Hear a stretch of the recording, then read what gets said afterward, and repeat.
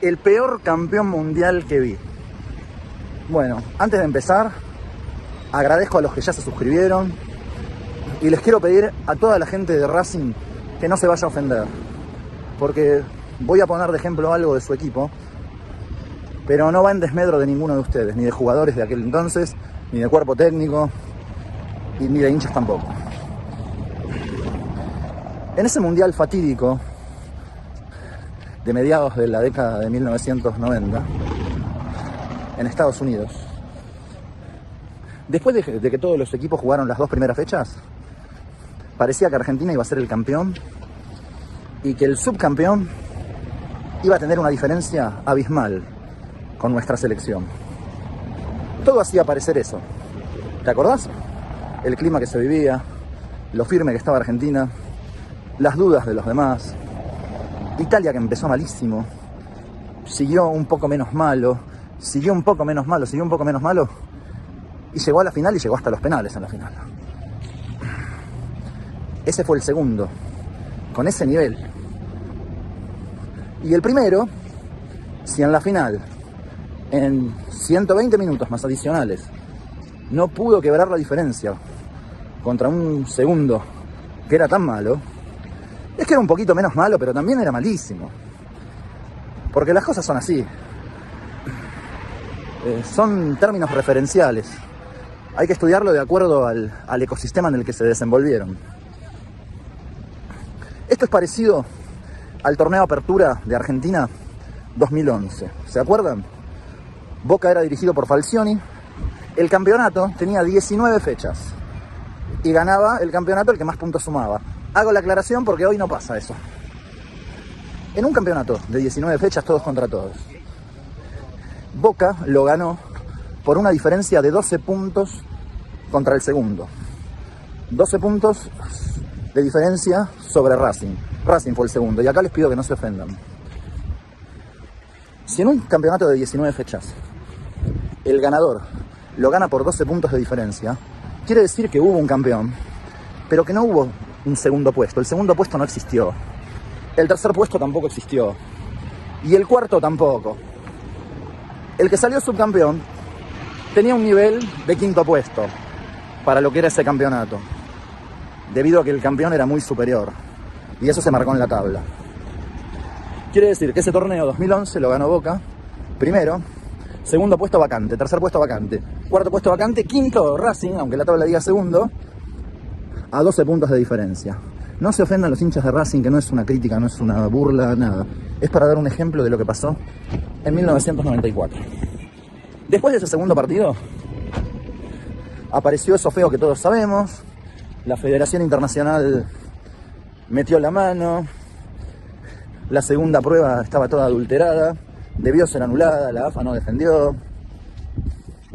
Y el que era el campeón, con 5 puestos de diferencia contra el que iba a ser subcampeón, terminó siendo casi descalificado. No fue formalmente descalificado, pero terminó teniendo una salida abrupta e intempestiva. Esto es como que en aquel campeonato de 2011, vamos a suponer que faltando 2 fechas, a Boca también, por unas cosas de laboratorio, le hubieran descontado 15 puntos. Bueno, o le hubieran descontado 25 puntos. Entonces se hubiera ido cerca del fondo de la tabla. Y hubiera quedado campeón ese Racing, pero no lo tomen a mal los hinchas de Racing. Ese Racing, si era campeón, iba a ser campeón únicamente por esas condiciones, porque había muchísima diferencia con el campeón real. O sea que iba a ser un campeón flojísimo, pero campeón. Perdón, no se ofendan los de Racing, que han ganado otros campeonatos en muy buena ley y muy merecidamente también. Bueno, eso mismo pasó con Brasil. El campeón era Argentina y había 5 puestos de diferencia entre Argentina y Brasil. Y todos los demás eran de Brasil para abajo, pero con muy poca diferencia sobre Brasil. O sea, salió campeón Brasil, pero chotísimo. Por la cuasi descalificación de Argentina. En la primera ronda, no mostró la firmeza de Argentina.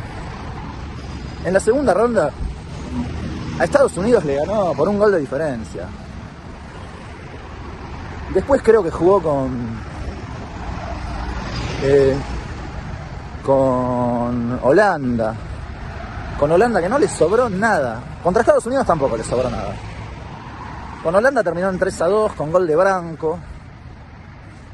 Que había presiones de la prensa para que pusieran a Cafú, pero pusieron a Branco y Branco hizo ese gol. Pero no le sobró nada. 1, 2, 3, 4, 5. Claro, el sexto partido fue una semifinal con Suecia. Suecia era un equipo que pateaba muy poco al arco. Había ganado por penales a Rumania, que fue el que se aprovechó de Argentina. Y lo mismo, no le sobró nada. Era un partido que parecía que iba a ir a la largue. Como ese arquero de Suecia había atajado tiros desde el punto penal contra Rumania, se creía que era el mejor arquero del mundial. Mucha gente lo empezó a repetir. Pero era un arquero que no tenía la estatura suficiente para el puesto. Y decían que era el mejor, qué sé yo. Bueno, cada pelota que Brasil pateaba, que no fueron tantas, por arriba del travesaño o al lado del palo, el arquero la miraba y corría canchero a buscarla afuera. Hacía pasos como graciosos, como acá estoy yo y la pelota no llega al arco porque estoy yo. Esa era la actitud que tenía el arquero. Y cerca del final, Romario metió un cabezazo cerca del palo y el arquero no se tiró. Hizo lo mismo, la miró, pero esta vez la pelota entró. Y bueno, y contra Italia, ya sabemos, esa Italia también debió haber sido una de las peores versiones de Italia de aquella época. Porque en aquella época Italia llegaba a la final, Italia salía campeón, Italia era un equipo súper difícil. Esa Italia estaba totalmente diezmada desde que empezó el torneo. Y a Brasil no le sobró nada, porque fueron a tiros del punto penal y recién ahí ganó. En 90 minutos aburridísimos y otros 30 de alargue que también. ¿Qué pasó con nosotros? Bueno, nosotros en la cuarta fecha perdimos con Rumania. Y después de eso, la gente salió a la calle así, unos a comprar a un kiosco, otros a tomar el colectivo. Era todo un silencio la calle, una angustia. Había empezado algo terrorífico, una racha espantosa. Espantosa. Y para colmo coronada con una final entre Italia y Brasil. Hinchar por Italia era raro, porque en el mundial anterior Italia llegó hasta golpear a jugadores argentinos, los Carabinieri. Y había gente del fútbol, exjugadores, que decían que por el buen trato de pelota que había que hinchar por Brasil. Yo no estaba nada convencido en aquel momento. Yo digo, espera, nos están sacando el mejor jugador para salir campeones ellos. Porque el presidente de la Federación Internacional después de 24 años se va y lo quiere sacar campeón él. Y nosotros vamos a hinchar por ellos. Entonces era ver un partido queriendo que ninguno gane y alguno iba a ganar. Era fatídico todo. Habíamos empezado bien, después vino el bombazo y después la eliminación y como te dije, la ciudad como queriendo hacer vida normal.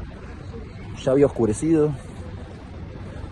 La gente bajando de los medios de transporte, yendo a visitar a sus seres queridos, volviendo de las casas donde habían visto el partido. Nadie se hablaba con nadie en la calle. Sabíamos que algo había pasado, pero nada. No queríamos saber de nada. Lo único que yo deseaba en ese momento era que ni Brasil ni Italia llegaran a la final. No sé cuántos habría como yo. Porque, te digo, había mucha manija para que se hinchara por Brasil porque los demás equipos eran picapedreros y le iba a hacer mal al fútbol. Yo nunca compré ese buzón. Nunca. Y llegamos a la final y sin que yo pudiera hinchar por nadie. Bueno, los episodios de las eliminatorias primero, con el equipo que no funcionaba. Después, el 5-0 de Colombia. Todo se había puesto en duda. La esperanza resurgió al empezar el Mundial.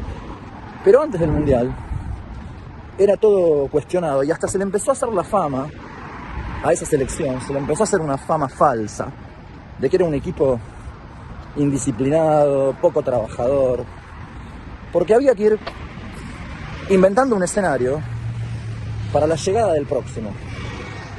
Para la llegada del próximo. El próximo iba a ser aquel que dejó 6 meses antes fuera de su equipo a Batista, aquel que dejó 6 meses antes fuera de su equipo a Goicoechea. Y había que preparar el escenario, entonces inventaban lo de la disciplina. Mientras tanto veíamos por televisión como Brasil e Italia iban pasando de ronda. Al campeón no le sobró nada. Nada. Era un equipo en el que... Un campeón en el que si Argentina no quedaba eliminada y había diferencias normales entre Argentina y el segundo y el tercero y el cuarto, ese Brasil tenía que haber salido quinto. Salió primero. Chotísimo.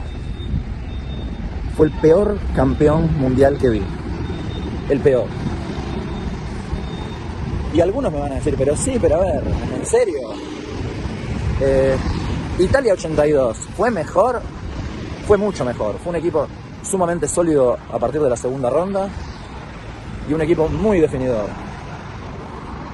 Y a partir de la segunda ronda le sobró en muchos partidos.